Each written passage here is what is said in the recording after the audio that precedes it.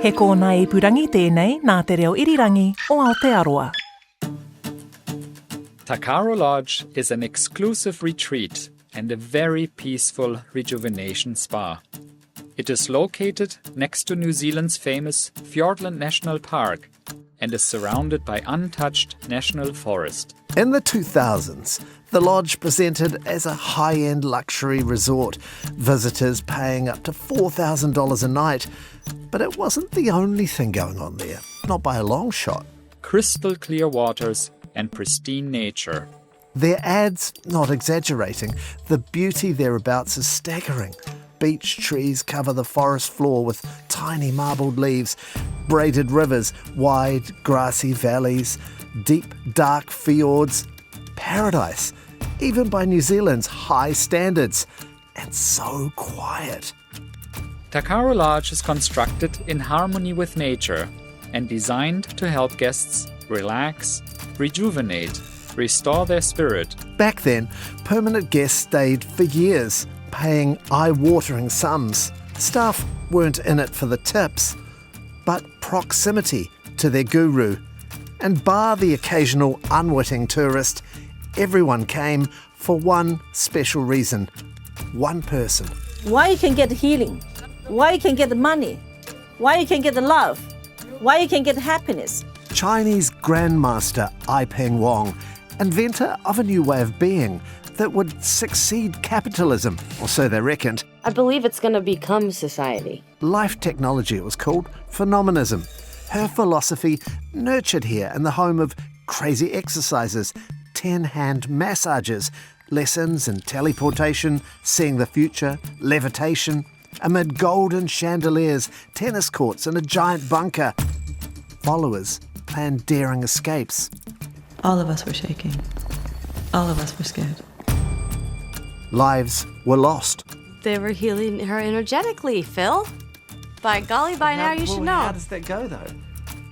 I don't know. It obviously doesn't work because she's dead.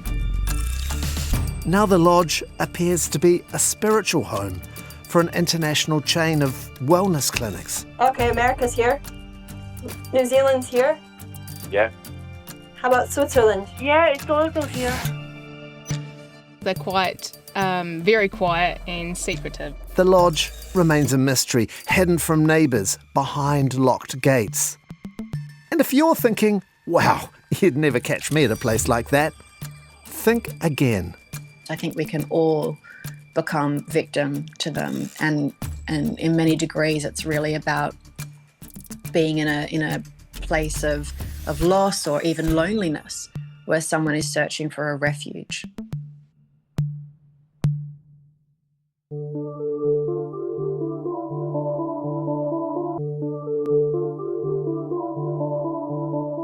Kia ora, I'm Phil Vine from RNZ, and this is The Lodge. The fall and rise of a wellness cult, a podcast about healing, about the power of belief and its lasting effects on the believers and the believed.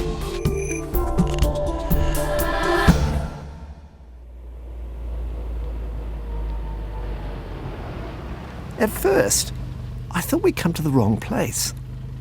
It was a full-on manor house, not quite Downton Abbey, but a small version of, with a big lawn, fancy garden, not necessarily the place you might expect to find a cult survivor among the bees and lavender. It was the most horrific year I've ever had in my life.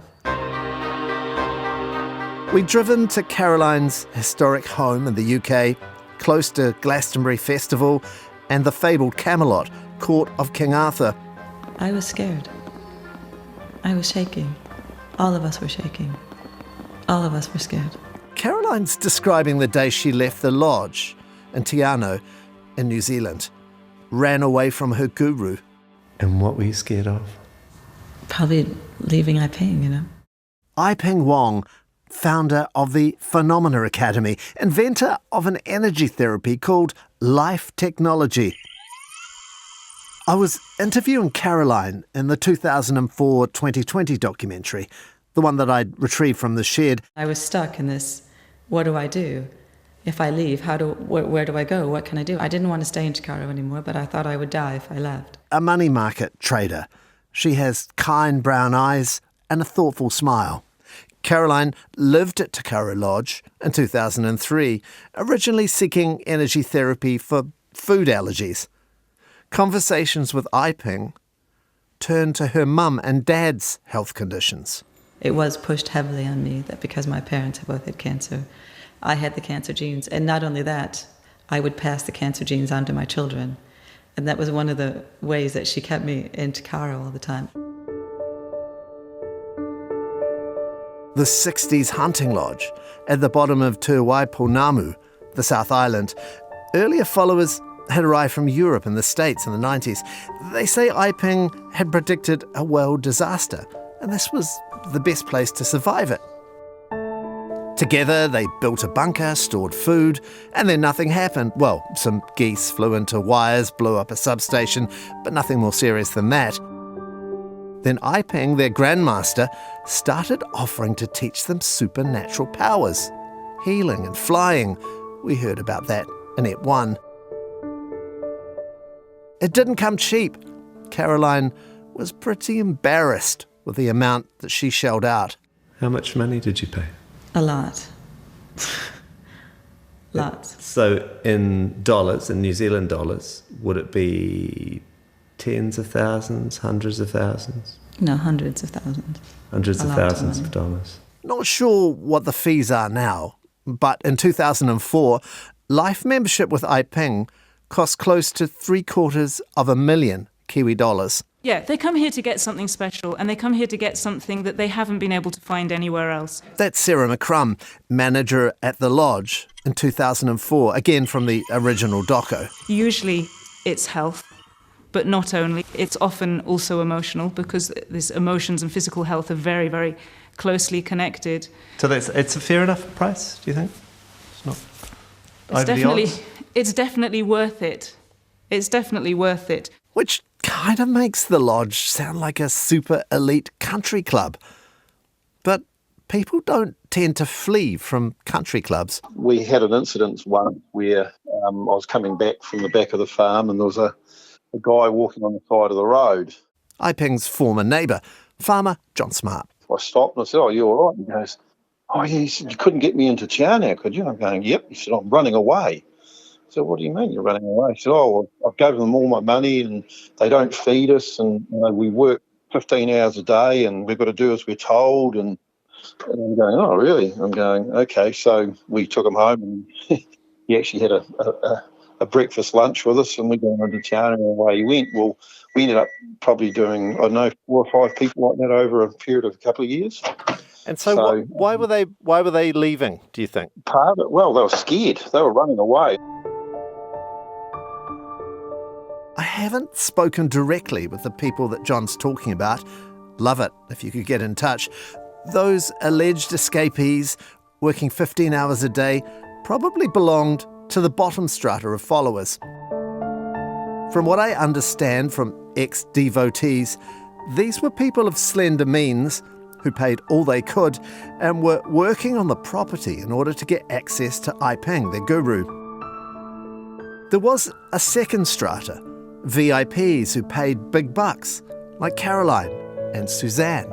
All I had to do was learn how to relax, and it would solve all my problems. And I was like, man, I can do that. Suzanne, from California, and her mother handed over $1.5 million for their life membership to the Phenomena Academy, the accredited teaching institute that Aiping set up at the lodge to pass on her unique form of spiritual training. I think that she had good intentions. I don't know if she got off track. Maybe she's still on track. I don't know. John, the neighbour, who's in the middle of the dishes as he's talking to me, he remembers one day picking up another escapee, a young American follower called Andre.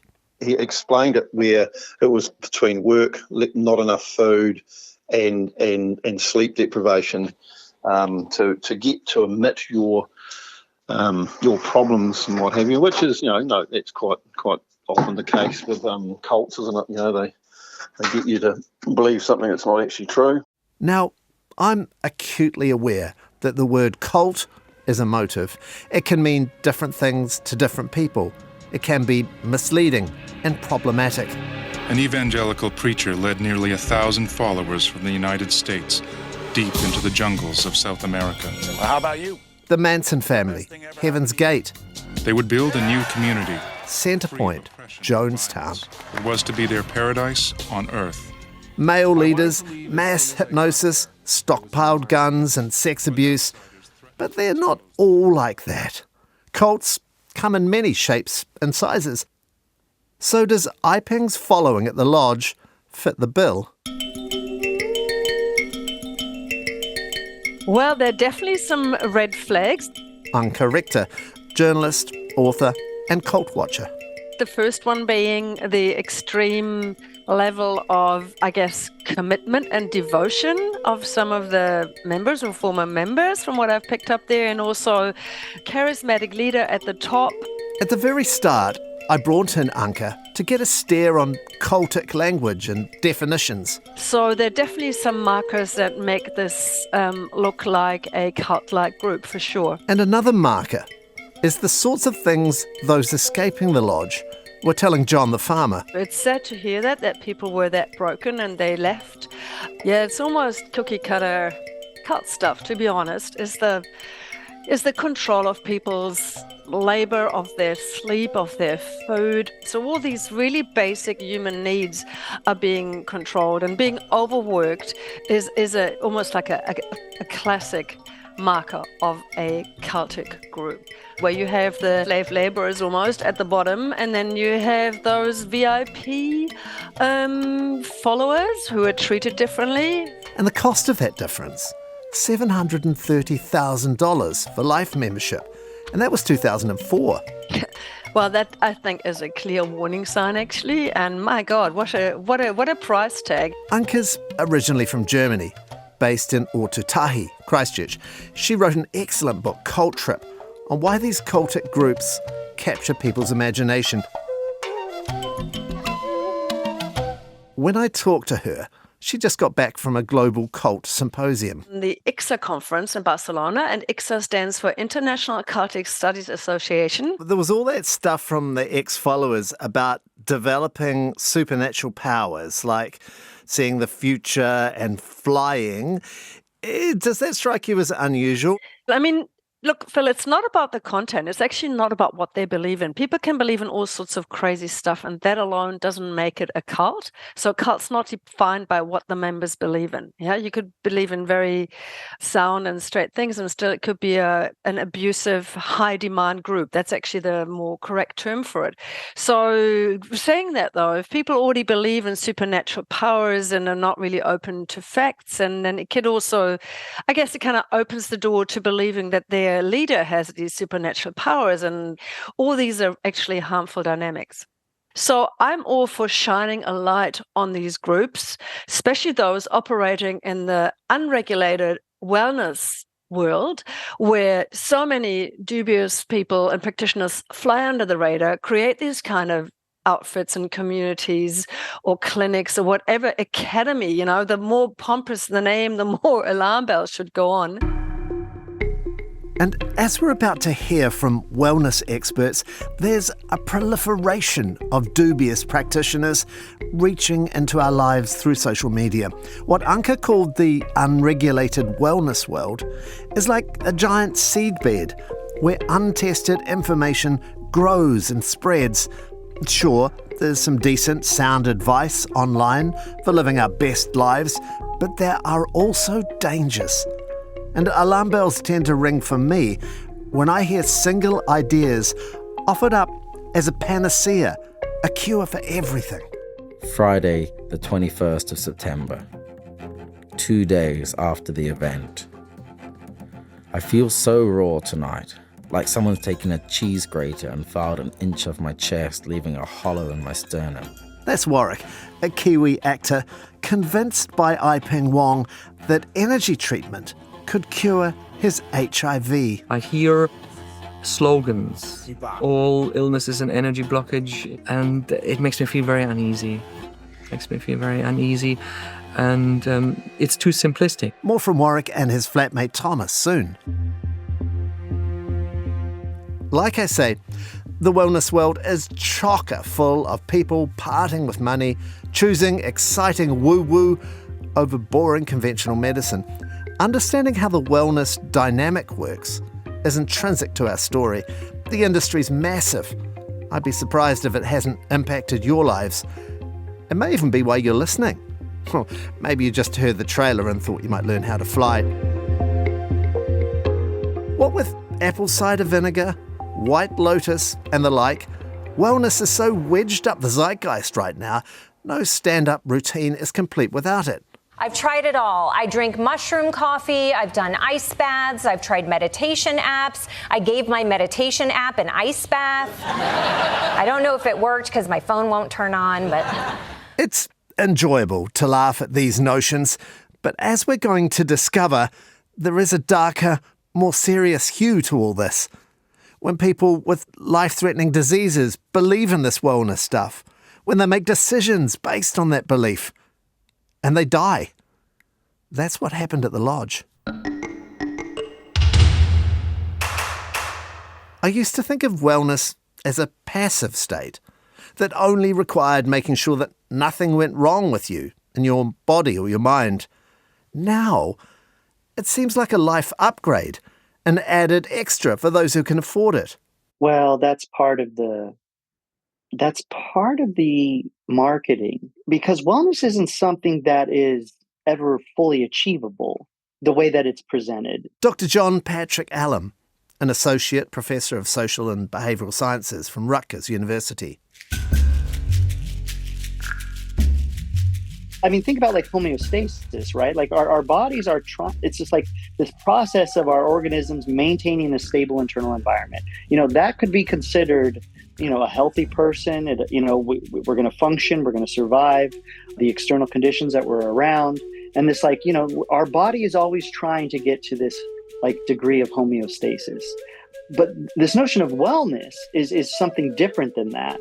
And the reason why is because you want it to be a pursuit because of the way that in which it's been conceptualized by individuals who are positioned to profit from the wellness industry. I mean, that's the point, right? Like, it has to be a continual pursuit.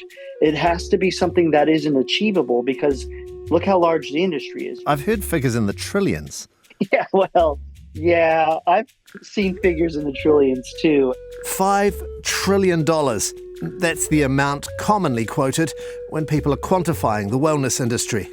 Yeah, there's a huge amount of money to be made. That's Stephanie Baker from City University in London, author of the book Wellness Culture, How the Wellness Movement Has Been Used to Empower, Profit and Misinform. It's become not just a consumer good, but a product and a brand that we see associated with everything. And in many ways, a lot of the issues that we see today with misinformation or disinformation, the more nefarious sides of wellness, are actually a byproduct of its success as a consumer product.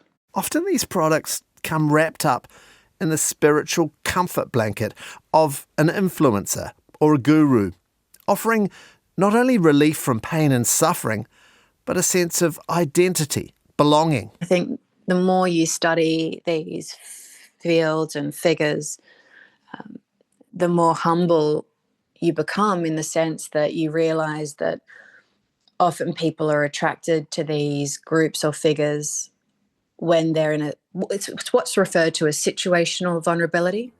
So it could be the situation involving the death of a loved one or possibly divorce, right? A moment when one feels less stable, they're often searching for answers, for meaning, and they're looking for someone to guide them. And I think that's something that can occur with all of us. I'm quite critical of the literature that occurs in parts of psychology where it assumes that there's some kind of cognitive deficit in those that are attracted to these groups. I think we can all become victim to them, and in many degrees it's really about being in a place of loss or even loneliness where someone is searching for a refuge. We're going back to both of those big brains of Stephanie's and John Patrick's later on. As I've said, this is a cautionary tale that'll maybe have you thinking twice about taking medical advice from the wrong people. Whether that's inside a therapeutic community or straight off the internet. As cult watcher Anka Richter points out, the idea that the medical establishment has it all wrong is rife in the wellness world, particularly in cultic groups. It's like a catch-22, right? Because they're in a cultic high control environment, they're not in a position anymore where they can go, okay, I tried this alternative thing, doesn't seem to work now, better ask my real doctor what they think. No, you're stuck in this microcosm where there's only that one way. And it's absolutely problematic. And I think it's fair to say that there's a death toll from these kind of groups, not just how we think of them as in Jonestown or mass killings or the subway attack in Japan and so on. No, there's a much more, like a quiet death toll. I have to surrender my ego, which means truly realizing that I'm not that special. Nobody is that special. Who am I really? If I die, life will go on for everyone else. Warwick, an actor from Auckland, a follower of Aiping's. His tale, the healing experiment he signed up for, might well challenge your perceptions of wellness and its limitations.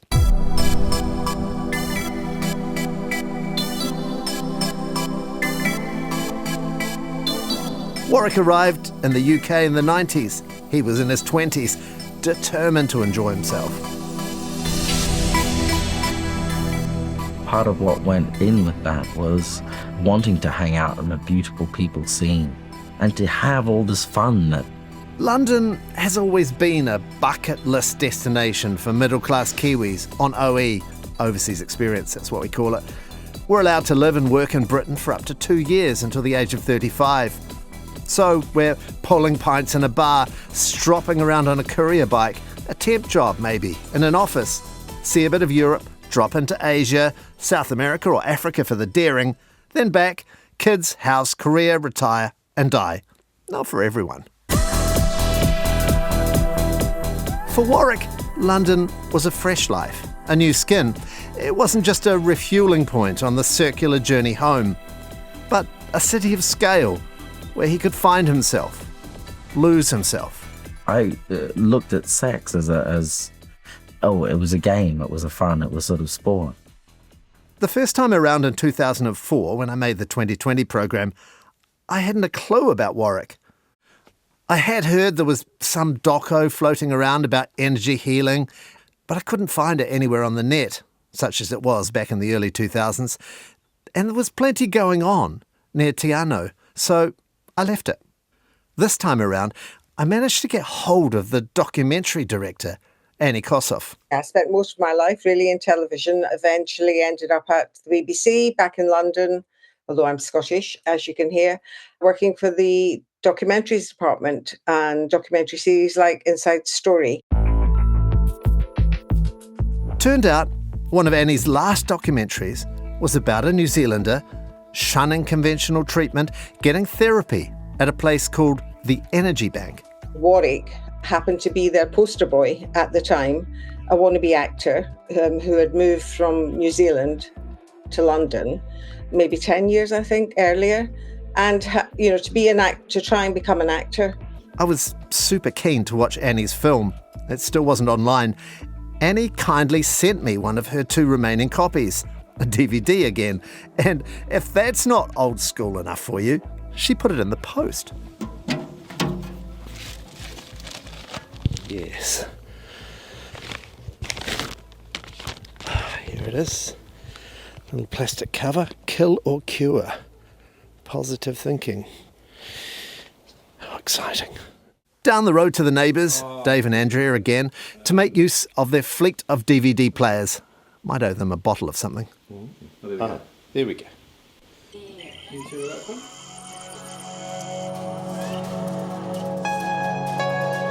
The 2003 film opens with a man cycling through a blue-tinted pre-dawn London on a vintage 10-speed. Green jersey, jeans, black, half-empty backpack. He's clean cut with a number 2 haircut. It's Warwick. Although I didn't let people fuck me without a condom, there's all sorts of other risks you can take. In the year 2000, just as Aiping and her doomsday prepping followers at the lodge were coming to terms with some scorched geese and the world staying exactly the same, Warwick Powell from Auckland, New Zealand, was about to have his world turned upside down.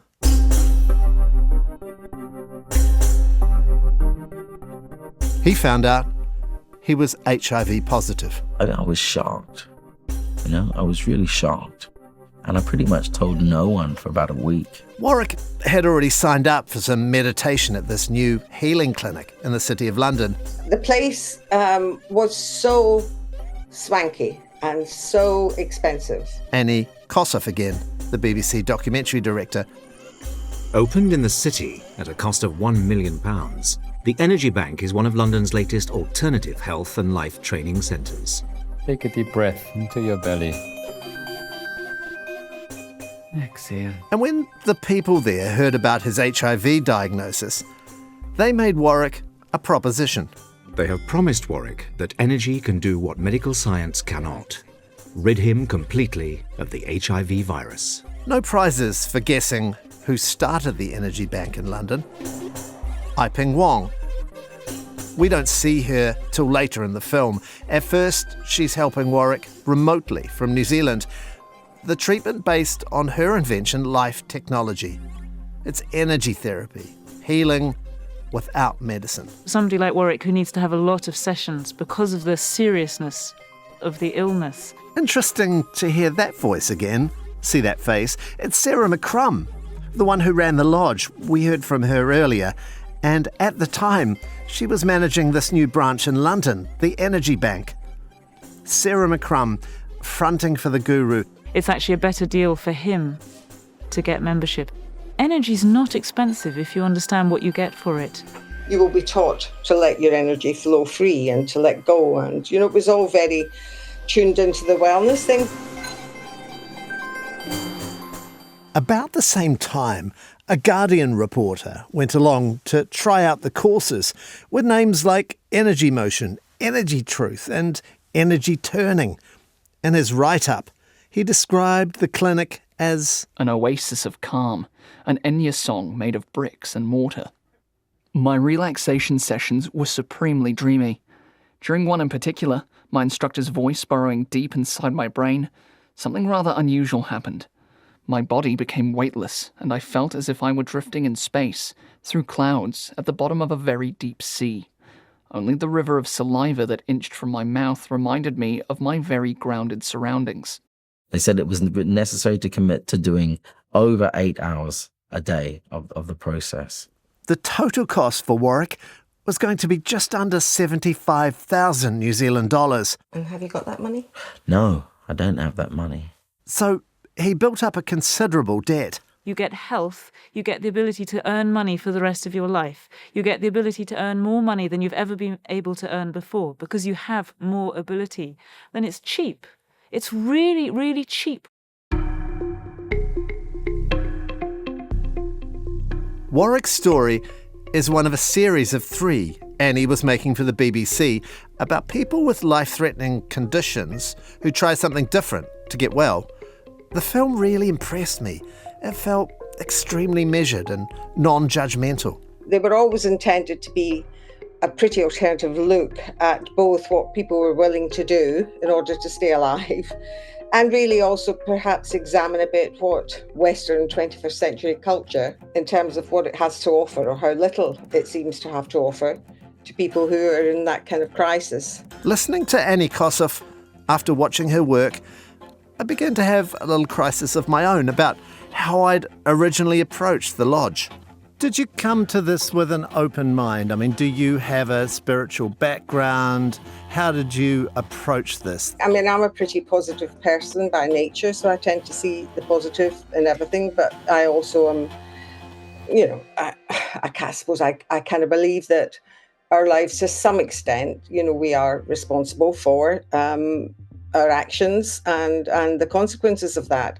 But I do believe in positive thinking. But I do believe that most people need something, if you like, to believe in or to hold on to. And energy kind of fits that role, doesn't it? I suppose it does. I still had a little niggle.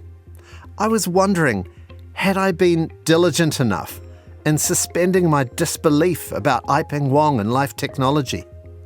Had I just looked at those photos of her followers' hideously disfigured face and rushed to judgment like a wildebeest thundering across the Serengeti? Time will tell.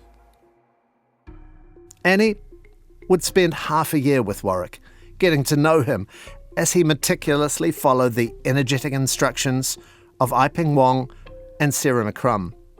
Warwick would attend healing sessions for up to 11 hours a day, 7 days a week, for 6 months, and they said that would fix his HIV. Big claim. During that time, the Energy Bank would permit no conventional medical treatment. But one of the BBC conditions of filming was that Warwick did get checkups from a regular doctor. Any pain? No. Warwick's immune function is markedly depressed. Dr. Sarah Fiddler from St Mary's Hospital in Paddington. And she's an excellent doctor. She's very sceptical of the idea that I could eliminate the virus from my body. She would do a blood test every 6 weeks to monitor his cell count, his T cell count, and would keep him in the dark about the results of that, which was his request. The T cell count is a measure of immunity. How many of these infection-fighting cells are circulating in the blood at any particular time? A T cell count of 500 is normal. Before Warwick started at the Energy Bank, his count was less than half that, 220. Once the T cell count drops below 200, you're more likely to pick up infections that everybody else doesn't catch. And those infections, if not treated, are fatal. The Energy Bank were promising him a T cell count of 800 and a total elimination of the virus. In fact, we would go further than the doctors. For us, it needs to be out by the root so that it can't come back again. That's really a cure. Warwick spends much of the day in healing sessions, conducted in the 5 elements halls.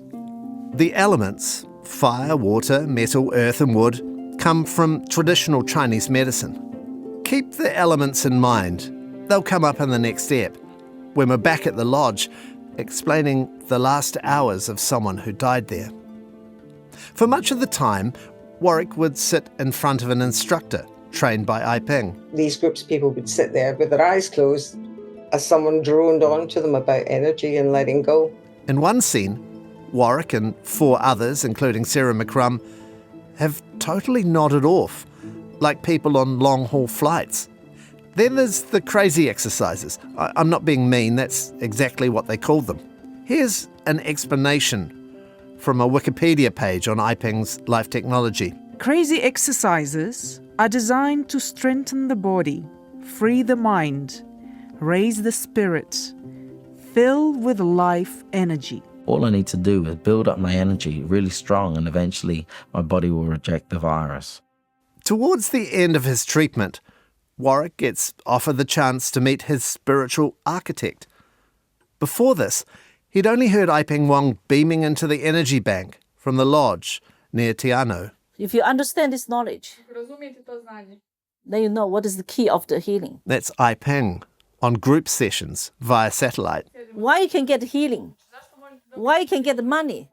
Why you can get the love? Why you can get happiness? Why you can get peace? Why you can get quality life? Then Aiping announces she's coming to Europe, to the island of Brač in Croatia, a 1-month intensive costing nearly $7,000. A bargain price to work with the master. This is a radical chance to alter my health. Warwick flies to Croatia, camera crew in tow, to join Aiping and a group of other followers. What we're doing here is going deeper and deeper and deeper to find the root cause, the root pattern of behavior behind the illness, and then pull that out.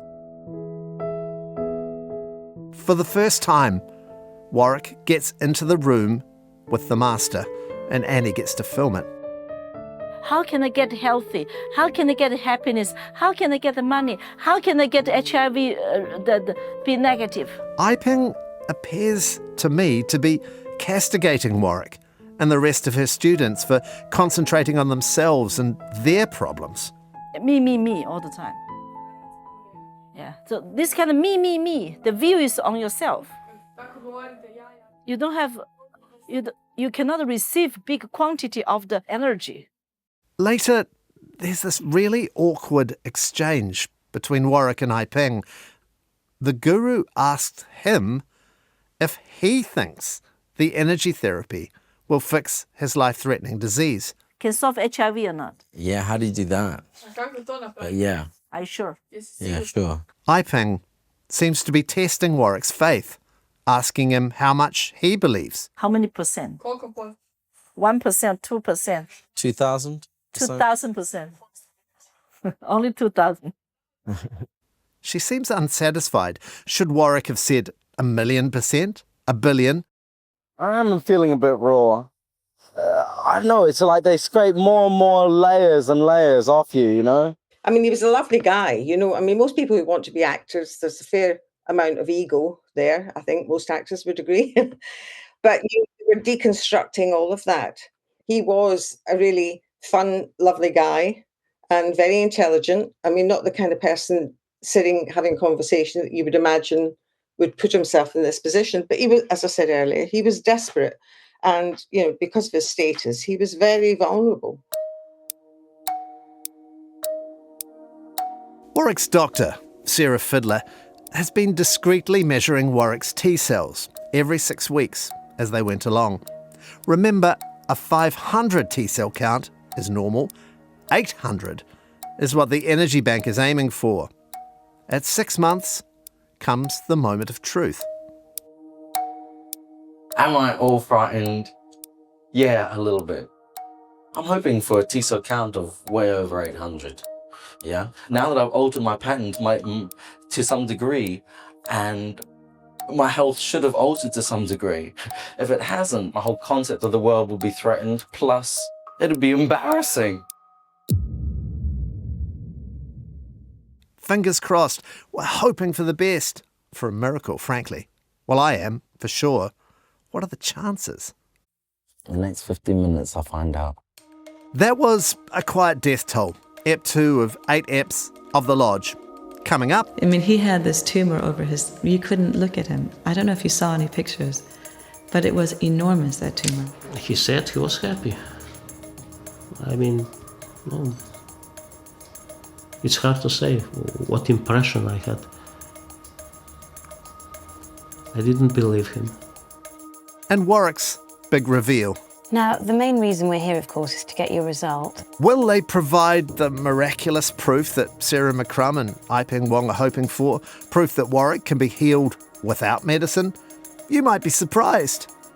And then again, you might not.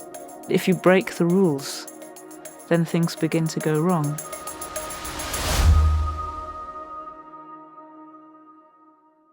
And hey, if anyone out there has some information about this wellness cult and its business activities, whether you're a follower, an ex-follower, or someone who knows someone who is, please get in touch.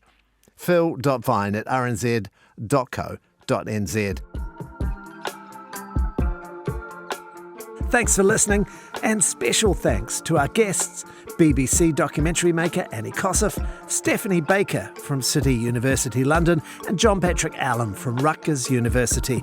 Big ups to our marvellous RNZ engineers, Ben Pearce, Rangi Polwick, and Jeremy Ansell. Thanks to my producery colleagues, Liz Garton, William Ray, and Justin Gregory.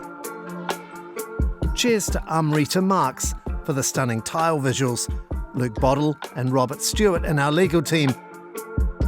My executive editor, Tim Watkin, and the person that makes everything happen, Brianna Uritich-Gregg. Make sure you're following The Lodge wherever you get your podcasts so you don't miss an episode. You can read more about this mind-boggling wellness cult and see photos of all the characters involved on the RNZ website. Links in the show notes. Shout out to Nick DeFree, Speak Nick, for his music.